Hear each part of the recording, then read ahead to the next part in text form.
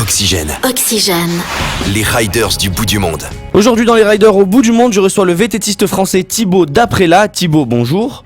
Bonjour, Alors Thibaut, dans quel pays ou dans quelle ville es-tu déjà allé faire du vélo? donc je suis allé en Écosse, à Fort William exactement.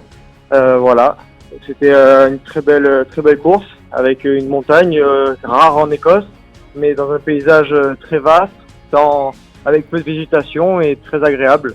Comment c'était du coup l'Écosse justement? Parce que c'est vrai, voilà, tu l'as dit, c'est un pays où on s'attend pas à avoir des montagnes. À quoi ça ressemble là-bas? Et ben c'est très caillouteux, un peu comme dans la région, dans la Côte d'Azur, avec beaucoup de cailloux, très peu de végétation, beaucoup d'herbes, très vert. Puis voilà, hein, c'est très plat aussi quand même. Les pentes sont pas très, il y a pas beaucoup de pentes, mais ça suffit pour faire du vélo. Et pour les conditions justement de vélo, ça reste quand même agréable ou c'est plus facile, plus difficile?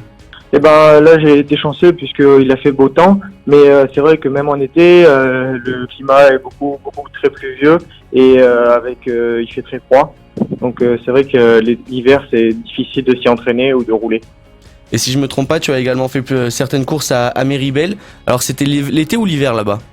Méribel c'était en été puisque l'hiver il y a de la neige et c'est vrai que là-bas par contre le climat il est très bon, il y a une très bonne température et la végétation il y a beaucoup plus d'arbres.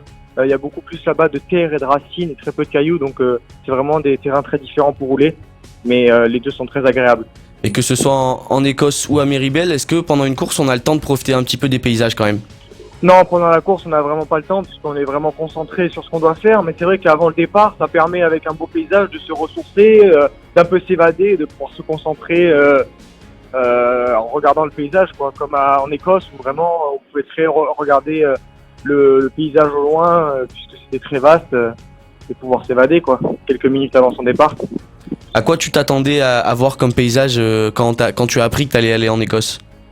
Et ben j'étais un peu à la découverte, puisque je savais pas trop à quoi m'attendre, mais c'est vrai que je m'attendais un peu quelque chose de relativement plat. Je m'attendais plutôt à du mauvais temps et j'ai été chanceux, il a fait beau. Mais c'est vrai que ça change complètement du sud de la France. Très bien, bah écoute, merci beaucoup Thibaut pour ces beaux paysages que tu nous as fait découvrir et on te souhaite De rien. bonne chance pour la suite de ta carrière.